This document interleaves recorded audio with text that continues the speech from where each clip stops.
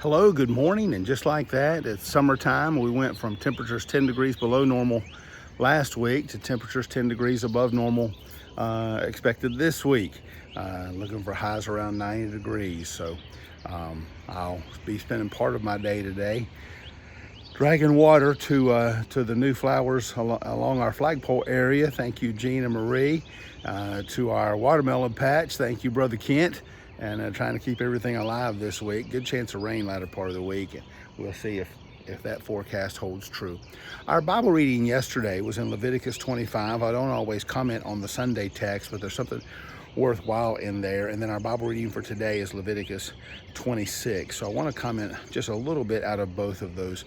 In chapter 25, along about verses 20 and 21, the Israelites are being commanded not only to take a Sabbath rest day every week, but to take a Sabbath year rest every 7th year, to let the ground rest. And then after 7 of those, in a 50th year, a year of Jubilee, they're letting the ground rest again. So there's coming that one season when they will have 2 years where they do not plant any crops and where they do not harvest. And the question is in the text. It says, well, tell us what we are to do, what we are to eat that year that we don't work. And God says, here's what's going to happen. The year before, I will cause the ground to produce threefold. So you will have all of that stored up to sustain you during the time that you are not planting and that you are not harvesting. We would do well to trust the Lord. There are many people that find themselves wanting to do right, but in a situation where they're doing wrong. And well, how do I get out of this job that I shouldn't have? How do I get out of this living arrangement that I shouldn't be in? Well, let's trust the Lord. If He's able to cause the ground to produce supernaturally in a year, to encourage obedience, He's able to work out your situation. The same thing with church attendance. Well, I just can't be there. Well, can you? I understand we're providentially hindered from time to time. And in the area of giving, well, I just can't afford to give. I've got too many other obligations. Well, we can't afford to obey. We can't bring ourselves to obey because we just can't trust the Lord to hold up His end when we do right. Could it be that we just aren't that interested in doing right? Moving on to chapter 27, which is probably a good thing. This is a remarkable chapter because God repeats many of the commandments that He has already made, and He extends a covenant to Israel saying, if you will do right, I will bless you.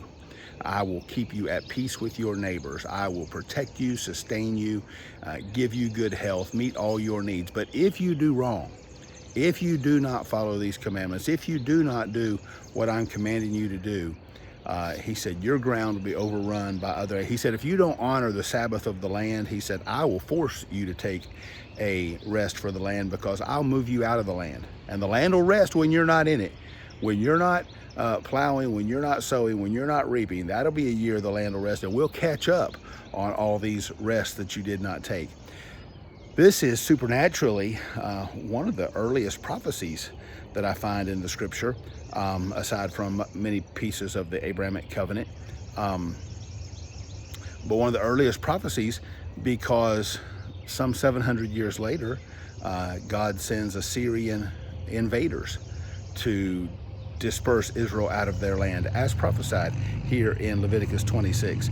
And then 200 years after that, He sends Babylonians in to remove the southern kingdom out of the land. And so God is going to get the Sabbath rest on the land, whether they offer it voluntarily or whether He forces it upon them.